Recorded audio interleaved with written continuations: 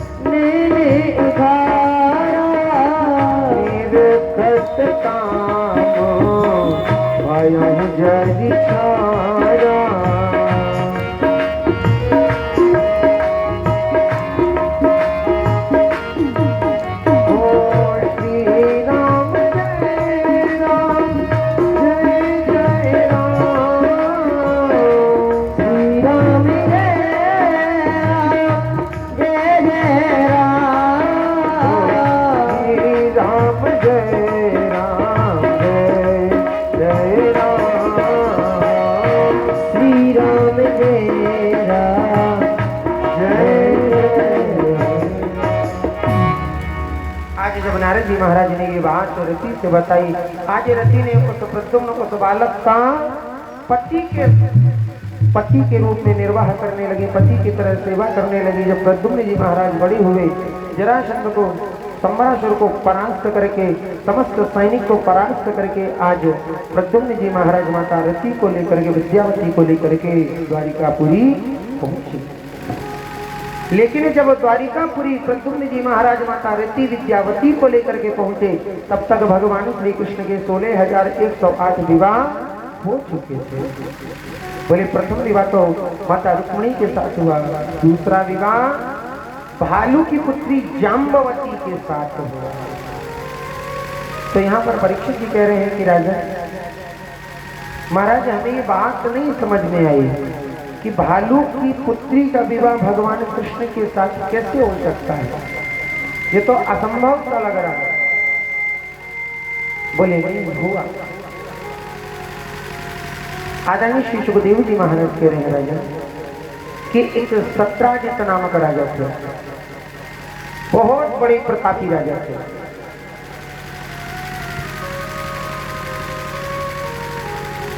उनकी एक पुत्री थी सत्यभामा। क्या नाम था? सत्यभामा। और एक छोटा भाई था जिसका नाम था प्रसेन। एक दिन भगवान श्री कृष्ण ने आपातकालीन सभा रखी अपनी सुधर्मा नामक सभा में। जो भी छोटे छोटे राजा थे सबको आमंत्रण दे करके बुलाया। बुलाने के पश्चात समस्त राजा वहां पर पहुंचे। उसी समय बनो सत्राजित महाराज, उनके पास एक श्यमंतक मणि थी, जो कि नित्य प्रति 8 घंटे पूजन करने के पश्चात में 2 कुंतल सोना नित्य प्रति प्रदान करती थी। क्या? यदि उस मणि की 8 घंटे सेवा होती है तो वो 2 कुंटल नित्य प्रति सोना प्रदान करती है। आज वही श्रवण ककमणी को पहनकर राजा शत्राजित भगवान श्री कृष्ण की सभा में पहुंचे। सभा समाप्त हुई तो कन्हैया ने कहा, अरे शत्राजित, बुरा ना माने तो एक बात बोलूं? बोले हाँ, कि जो आपने ये मणि धारण कर रखी है,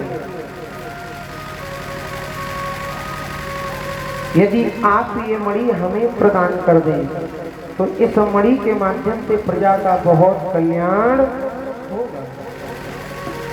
लेकिन शत्राजित ने मना कर दिया कि ये मणि मैं आपको नहीं दूंगा। भगवान बोले, ठीक है, आपकी वस्तु है, आपकी अमानत है, आप देना चाहो तो ठीक है, ना देना चाहो तो ठीक है। आज कुछ समय बीता, कुछ समय पश्चात शत्राजित का भाई प्रसेन उसी मणि को पहनकर जंगल में शिकार करने के लिए गए। जब जंगल में शिकार करने के लिए गया तो क्या अचानक एक सामने सिंह आ गया। सिंह माने शेर आ गया। समझ में आ रही है ना? हैं कि नहीं आ रही? भाव से सुनिए, और जब बताएंगे तो भजन भी गा देंगे। तो अचानक एक सामने सिंह आया। जैसे सिंह ने उस शेर ने प्रसेन को देखा, तुरंत मारने के लिए प्रसेन को सिंह वो शेर झपट पड़ा और प्रसेन को मार दिया।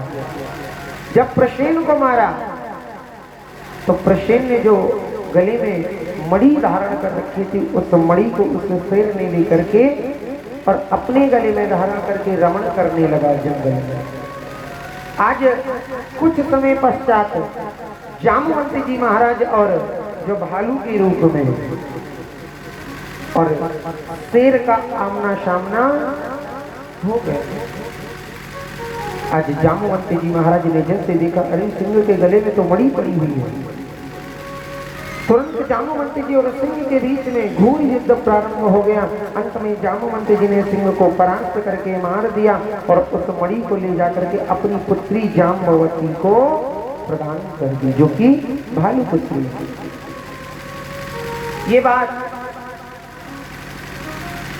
द्वारिका में पहुंची। क्या कि जिस दिन से कन्हैया ने ये कहा, शत्राजित कह रहे हैं कि भैया, जिस दिन से कन्हैया ने हमसे ये कहा कि ये मणि हमें प्रदान कर दो और मैंने देने से लिए इनकार कर दिया, उस दिन से ना तो हमारा भाई मिल रहा है प्रसेन और ना ही वो मणि मिल रही है।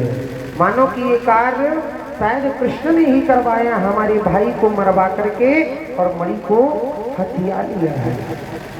सारे द्वारिका में ये खबर पहुंच गई। भगवान बड़ी चिंतित की, मैंने तो ऐसा किया भी नहीं है। तुरंत आज गुरुदेव गर्गाचार्य जी महाराज को कहते हैं, गुरुदेव थोड़ी सी हमारी कुंडली देखिए कि आखिर हमें ये झूठा दोष क्यों लग रहा है।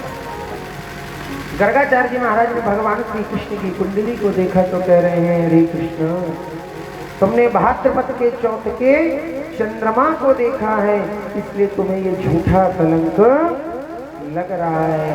इसीलिए तो कहते हैं भाद्रपद के चौथ पक्ष, कृष्ण पक्ष की चौथ को चंद्रमा नहीं देखना चाहिए। चंद्रमा देखना निषेध है, क्योंकि उस दिन झूठा कलंक अवश्य ही लगता है।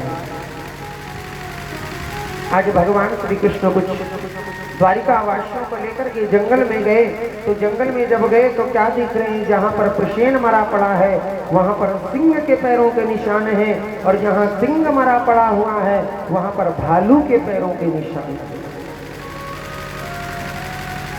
आज भगवान श्री कृष्ण जहाँ पर भालू जो जाम्बवंत जी महाराज अपनी पुत्री जाम्बवती के साथ निवास गुफा में करते हैं, उसमें आज द्वारिका वासियों को लेकर पहुंचे और द्वारिका वासियों को रोक दिया कि भैया आप लोग यहीं पर हमारा इंतजार करिए और मैं थोड़ी देर में आता हूँ। भगवान श्री कृष्ण जैसे इस गुफा के अंदर पहुंचे, जामवंत जी ने जैसे ही कृष्ण को देखा तुरंत मारने के लिए दौड़ पड़े। आज घोर युद्ध होगा। युद्ध में जब जामवंत जी महाराज परास्त हो गए, नस नस ढीली हो गई, तो जामवंत जी महाराज तुरंत चरणों में लेट गए कृष्ण के और कहने लगे, कन्हैया हम आपको पहचान गए। कैसे? कि आप हमारे राम हो। तो बोले मैं समझा नहीं। तो कितना सुंदर कह रहे हैं कि जब भगवान श्री राम लंका श्री में विजय प्राप्त करके आए, क्या लंका में जब विजय श्री प्राप्त करके आए, तो प्रभु श्री राम के जितने सेवक थे, सब सेवकों से कहा कि भैया आप लोग का जो मन हो आप लोग आज हमसे वो मांग लो। किसी ने मुक्ति मांगी, किसी ने भक्ति मांगी, किसी ने चरणों की प्रीति मांगी, सबने सब कुछ मांगा, लेकिन जामवंत जी महाराज बिल्कुल शांत खड़े।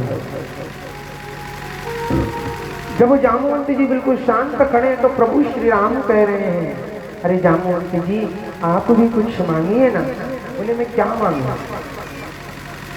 बोले नहीं, आज आप जो मांगोगे हम आपको वो प्रदान कर देंगे। जामवंत जी कह रहे हैं, प्रभु यदि देना ही है, क्या यदि देना ही है, हमें प्रसन्न ही करना है, तो मैं आज आपसे युद्ध करना चाहता हूँ। मैं ये देखना चाहता हूँ कि मेरे स्वामी में कितनी ताकत है, कितना बल है, इसलिए मैं आपसे ही दो युद्ध करना चाहता हूँ। प्रभु श्री राम बोले क्यों? अभी तो लंका में युद्ध हुआ ना। बोले प्रभु वहां हमारे टक्कर का कोई भी नहीं था। तो प्रभु श्री राम कह रहे हैं, जामवंत जी ये राम जो हमारा अवतार है, ये मर्यादित अवतार है। कैसे? राम जो है ये हमारा मर्यादित अवतार है, मर्यादा पुरुषोत्तम अवतार है। इसलिए इस युग में तो नहीं, इस अवतार में तो नहीं, लेकिन जब मैं द्वापर में कृष्ण बन के आऊंगा तो तुम्हारी ये इच्छा को भी मैं पूरी अवश्य कर दूंगा। आगे बढ़ना है। जामवंत जी महाराज भगवान श्री कृष्ण को प्रणाम करते हैं। प्रणाम करके अपनी पुत्री जाम्बवती का हाथ भगवान श्री कृष्ण के हाथ में दे देते हैं और दहेज में उस मणि को प्रदान करते हैं। बेचारे जब जाम्बवती कृष्ण के साथ जाने लगी तो जामवंत जी महाराज कृष्ण के चरणों में लेट गए और कह रहे हैं, स्वामी आप तो हमारे राम हो, आप तो हमारे स्वामी हो। पूरा युग बिता दिया आपने दर्शन करने के लिए, और क्या करें बड़े भाव से श्री राम। हो तेरी अखियां हैं जादू भरी,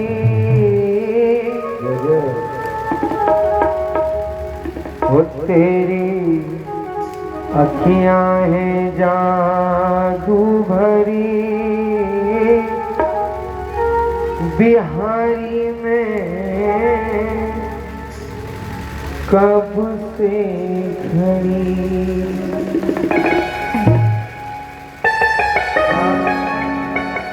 आज नेत्रों से अश्रु आ रहे हैं जामवंत जी महाराज के, और क्या कर रहे हैं?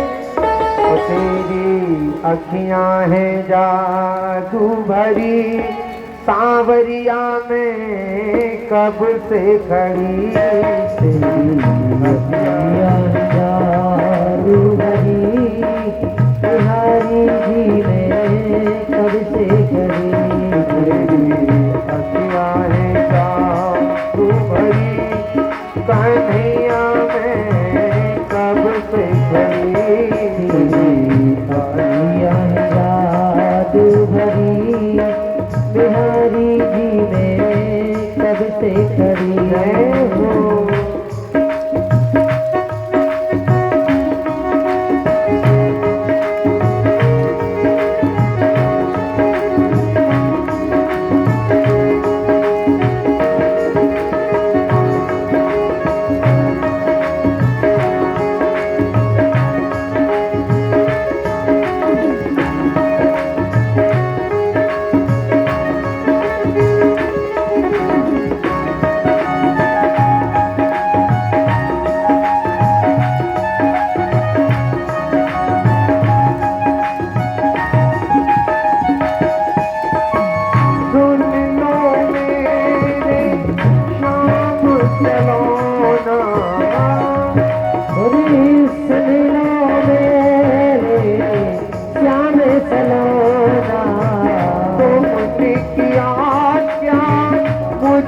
पर तो श्याम सलोना तुमने किया क्या जादू तेरे द्वारे में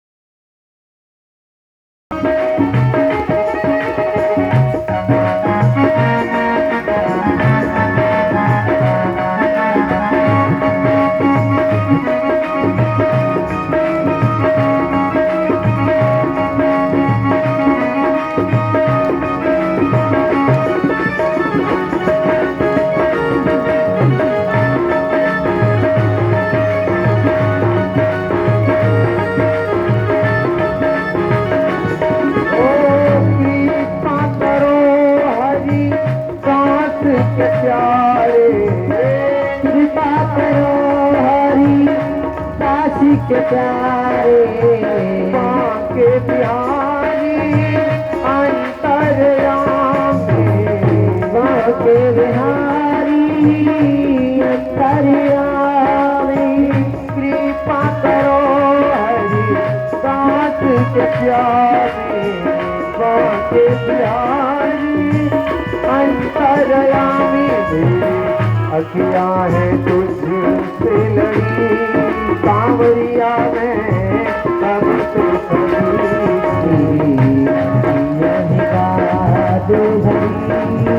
तुम्हारे कब से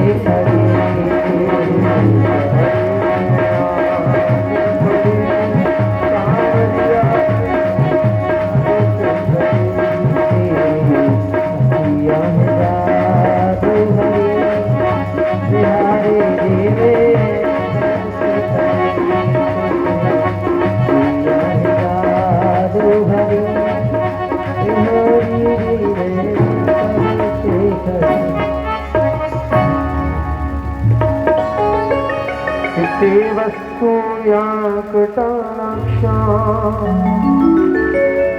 कारुण्याचा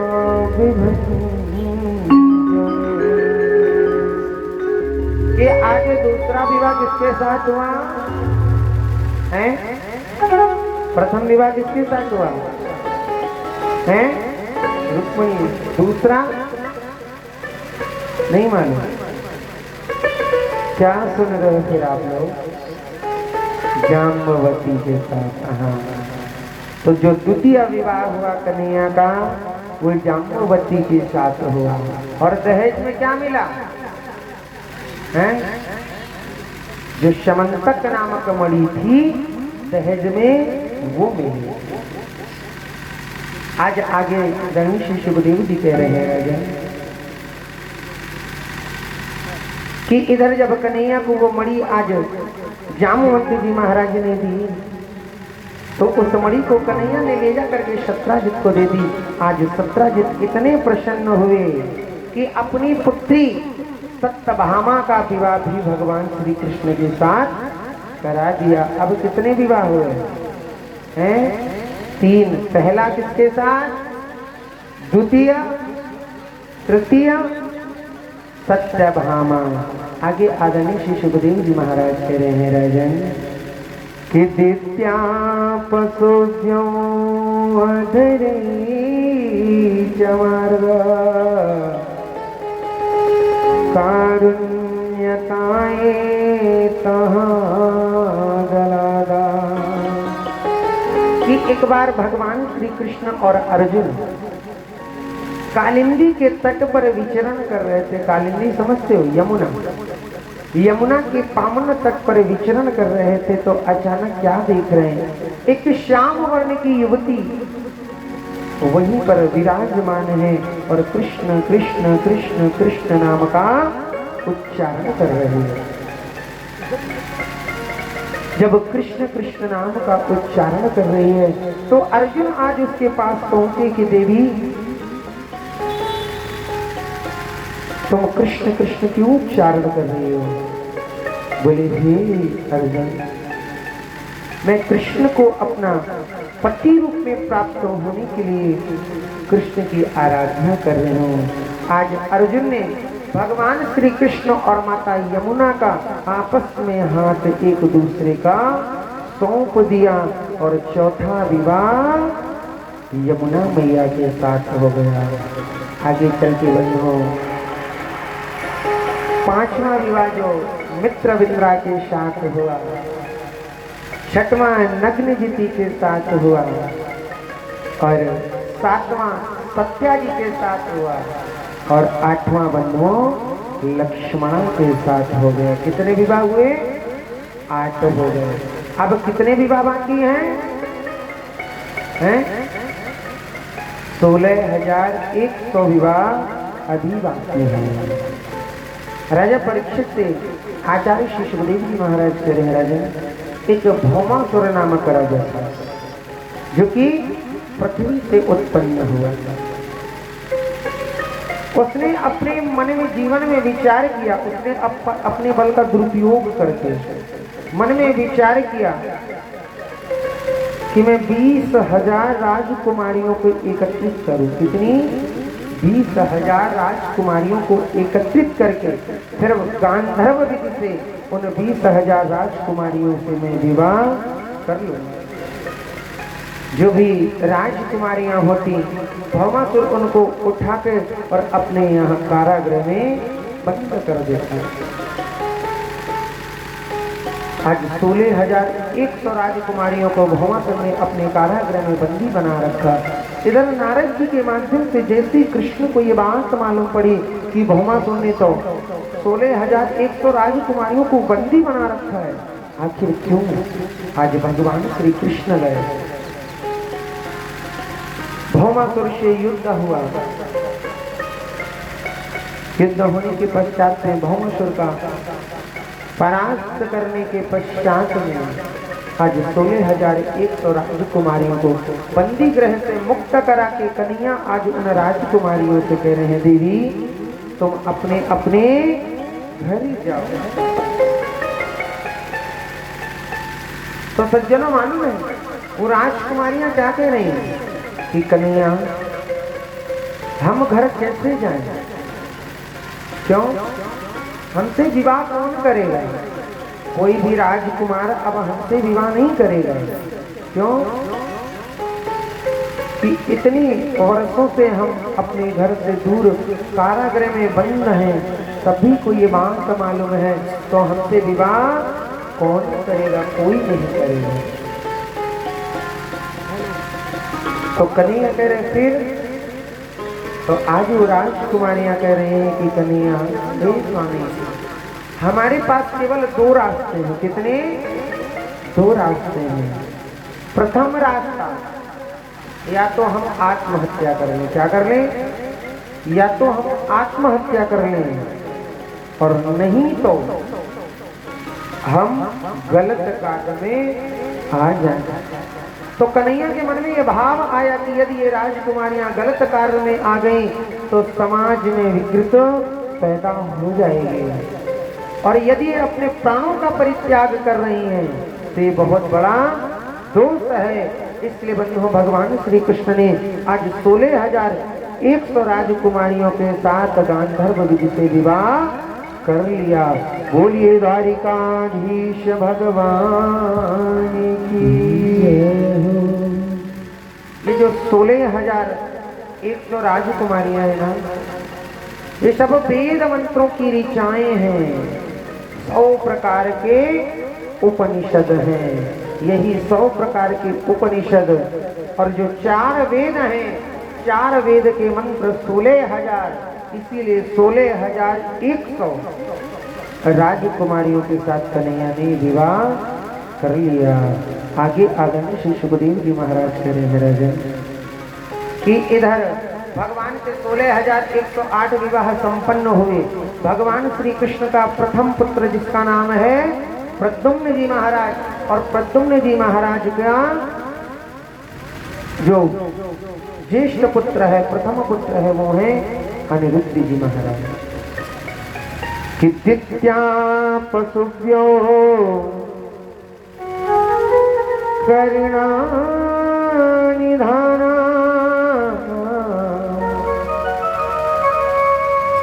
कारुण्यता से तिथ्याय करणे। उषा नाम की राजकुमारी है जिसकी सखी का नाम है चित्रलेखा। आज उषा ने राजकुमार अनिरुद्ध जी महाराज को अपने सपने में देखा। आज तुरंत चित्रलेखा से बताया कि देवी, हमने इन राजकुमार को अपने सपने में देखा, चित्र बनाया। पहले तो कृष्ण का चित्र बनाया तो बोले थोड़ा सा मिलता जुलता है, उसके बाद प्रद्युम्न जी महाराज का बनाए, बोले और कुछ मिलता जुलता है। जैसे अनिरुद्ध जी महाराज का चित्र बनाया तो बोले हाँ, यही तो राजकुमार है। आज बनो सोते हुए अनिरुद्ध जी महाराज को चित्रलेखा उठा करके ले गई उषा के पास। जब उषा के पास उठा करके ले गई, आज उषा के कक्ष में अनिरुद्ध जी महाराज निवास करने लगे। जब निवास करते करते बंधुओं काफी समय हो गया, इधर नारद जी महाराज कृष्ण के पास जाते हैं कि महाराज, हमें तो ऐसा प्रतीत होता है कि शायद आपका वंश जो है, परिवार है, ये काफी बड़ा हो गया है, इसलिए आपको यही नहीं मालूम कि आपके पौत्र पर पौत्र कहाँ है। बोले क्यों? बोले प्रद्युम्न का पुत्र अनिरुद्ध कहाँ है? बोले हमें तो नहीं मालूम। बोले जरासंध की पुत्री उषा के साथ में, उषा के कक्ष में रह रहे। बोले अच्छा। आज बताओ, जरासंध जैसे ही अपनी पुत्री के कक्ष के बाहर से निकला तो आज पुत्री के कक्ष से पुरुष की जैसी आवाज सुनी तो जरासंध ने तुरंत सैनिकों को आदेश दिया कि शायद हमारी पुत्री के कक्ष में कोई पुरुष है। जैसे उस कक्ष को खुलवाया, अंदर देखा तो क्या, अनिरुद्ध जी महाराज। घोर युद्ध प्रारंभ हुआ। इधर भगवान श्री कृष्ण भी आए, घोर युद्ध प्रारंभ आपस में हो गया। तो आज जरासंध की तरफ से भगवान शंकर आ गए। भगवान शंकर स्वयं आज युद्ध करने लगे कृष्ण से। जब कृष्ण से युद्ध होना प्रारंभ भगवान भोलेनाथ का हुआ तो आज यहाँ पर नारद जी ने आकर के उस युद्ध को शांत करवाया और उषा का विवाह अनिरुद्ध जी महाराज के साथ कर दिया।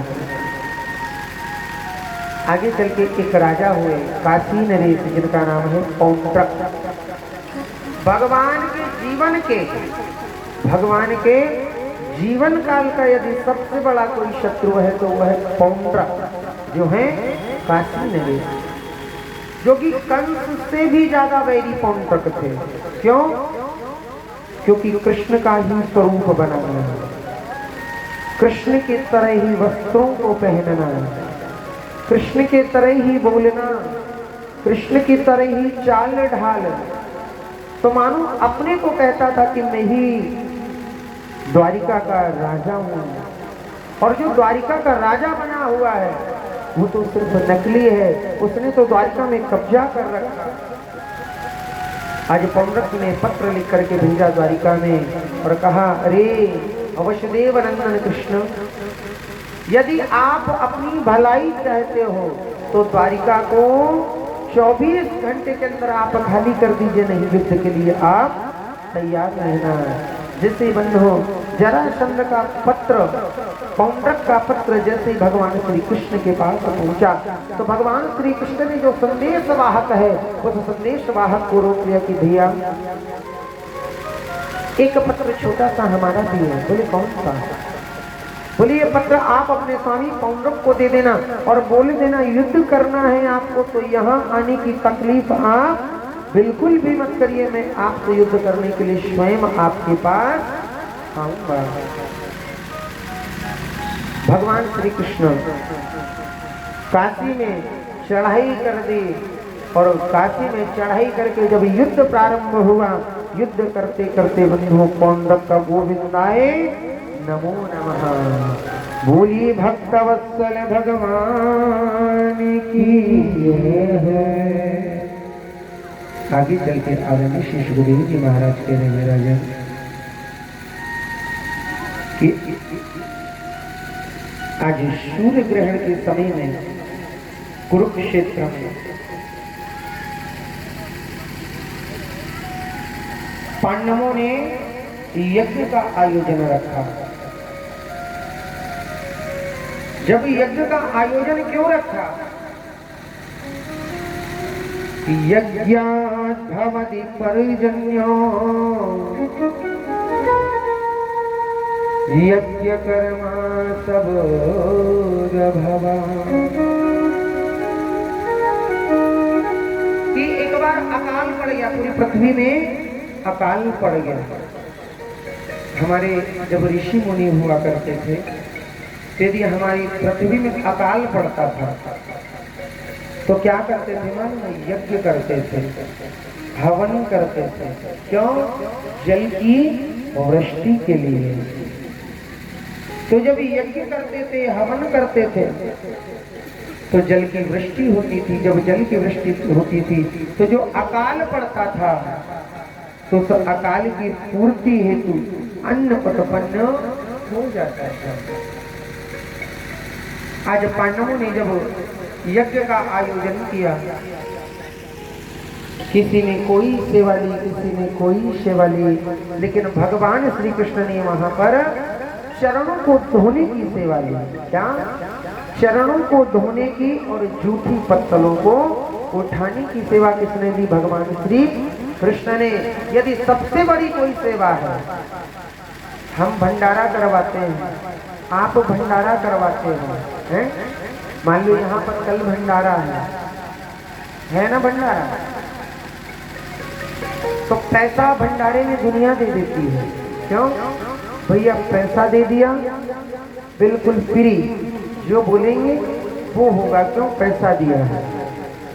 लेकिन जो तन की सेवा करे, सबसे बड़ी सेवा वो होती है। और तन के बाद भी जो चरणों की सेवा की जो भी अतिथि आए, अब हमारे यहाँ ऐसा रीति रिवाज दिन पर दिन घटती जा रही। क्यों? क्योंकि जनरेशन जो है ना ज्यादा हाई फाई हो गई, क्योंकि गूगल इंटरनेट का जमाना है। तो जनरेशन आज के समय में पैर छूना भी पसंद नहीं करती है।